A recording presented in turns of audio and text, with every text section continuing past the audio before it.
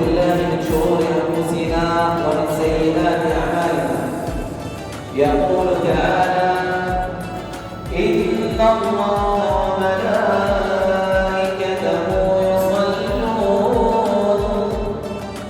يصلون على النبي. أنا أخوكم عبد الله زكي عبد الله من فلسطين، من غزة. أتيت إليكم من بلد مبارك بارك الله فيها لكل العالمين، وشعب طيب مبارك بارك الله فيه لكل العالمين، وبلد طيب ورب كريم. Allah memberikan limpahan taufik, hidayah, serta keberkahan kepada kita. Mudah-mudahan Allah Subhanahu wa taala jadikan perkumpulan ini perkumpulan yang mendapat ridha Allah Subhanahu wa taala. Allah Subhanahu wa taala telah berfirman, sesungguhnya Allah dan seluruh para malaikat itu berselawat atas Nabi Muhammad sallallahu alaihi wasallam. Apa yang diberkahi Allah, apa yang diberikan rakyat yang senantiasa bernaung dengan kebaikan. Kepada kalian kami membawa risalah kedamaian, risalah yang penuh rasa cinta untuk kalian bangsa Indonesia, bangsa yang diberikan keberkahan, bangsa yang dikaruniai kebaikan dan kedermawanan. Saya mengucapkan terima kasih telah diterima di masjid ini. تحدثوا في هذه الدقائق المعدودة عن مظاهر فلسطين والمسجد الأقصى المبارك ومكانته في إسلامنا العظيم. فلسطين هي أرض مباركة بارك الله فيها لكل العالمين، وفيها المسجد الأقصى المبارك وقبة الصخرة طول القبلتين وثاني المسجدين وثالث الحرمين الشريفين. إنها فلسطين هي أرض الأنبياء، فعلى أرض فلسطين عاش سيدنا إبراهيم، وعاش سيدنا إسحاق، وعاش سيدنا يعقوب، وعاش سيدنا يوسف، وعاش سيدنا لوط عليهم السلام أجمعين، وكثير من الأنبياء عليهم السلام. أرض فلسطين هي أرض المحشر والمنشر، فعلى أرض فلسطين سوف يحشر كل العالم أجمع.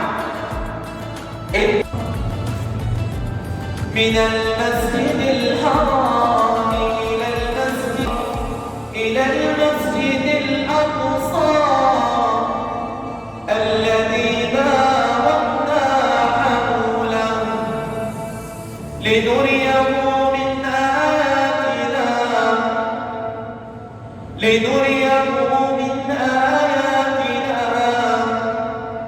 إنه هو السميع البصير.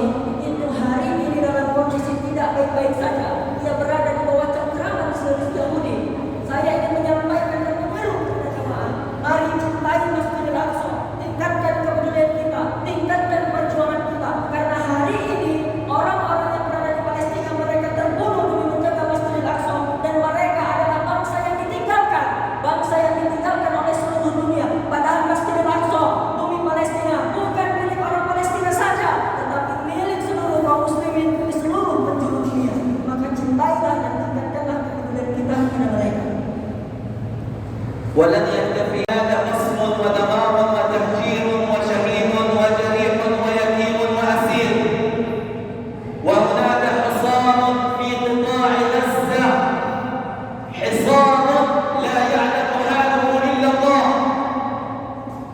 وهناك قطع للكهرباء، مثل هذه الكهرباء لا نرى في غزة، وهناك قطع للكهرباء، وشاب في الثلاثين من عمره لا يجد معه المال حتى يشتري الطعام، بل إن أسرة كاملة الزوج والزوجة وأولادهم في صيامنا في شهرنا هذا المبارك شهر رمضان لا يوجد معهم المال حتى يأكل الطعام. في غزة دمرت في الحرب الأخيرة، إني أنا عمري 30 عاما حضرت في غزة 4 حروب. في الحرب الأولى استشهد زوج أختي، وفي الحرب الثانية استشهد أصدقائي، وفي الحرب الثالثة استشهد أصدقائي، وفي الحرب الرابعة وهذه الحرب الغريبة استشهد أحبابنا وأصدقاؤنا في المساجد وهم يصلون الفجر. في غزة دمرت بيوتنا، في غزة قصفت مساجدنا، في غزة كل يوم شهيد. Jemaah yang dimulai intimidasi bangsa Palestina, terutama mereka yang berada di jalur Gaza. Demi Allah, kalian akan menyaksikan setiap hari yang terjadi di kota Gaza adalah rumah-rumah dihancurkan, anak-anak diyatimkan, wanita-wanita dijandakan, kemudian laki-laki yang harusnya bertanggung jawab untuk keluarga mereka harus mendekam di penjara. Inilah yang terjadi pada negeri kami. Listrik yang saya nikmati pada malam hari ini itu tidak pernah kami rasakan di kota Gaza. Kota Gaza adalah kota yang terbelenggu. Saya itu berumur 30 tahun dan selama saya hidup saya menyaksikan 4 penyerangan terhadap keluarga saya. Yang pertama, kakak ipar saya mati di hadapan saya, dan yang kedua adalah teman-teman saya, tetangga-tetangga saya, mereka dihancurkan rumahnya dan mereka tinggal, lalu mereka terkubur di dalam puing-puing itu. Yang berikutnya adalah keluarga dekat saya juga seperti itu mendapatkan kematiannya, dan yang paling terakhir adalah membuat saya ini sedih sekali adalah teman dekat saya, kami bersama di masjid, lalu kemudian ketika sholat subuh Allah Subhanahu wa Ta'ala mentakdirkan mereka syahid karena masjid itu dihancurkan oleh Zionis Israel dan mereka terkubur di dalamnya. Inilah فماذا تنتظرون أيها الأندونيسيين أيها الأحباب؟ أنتم أحباب الله، والله أنتم أحباب الله، أنتم أهل الله، أنتم مثلنا في فلسطين، تحبون الله والله يحبكم. فماذا تنتظرون؟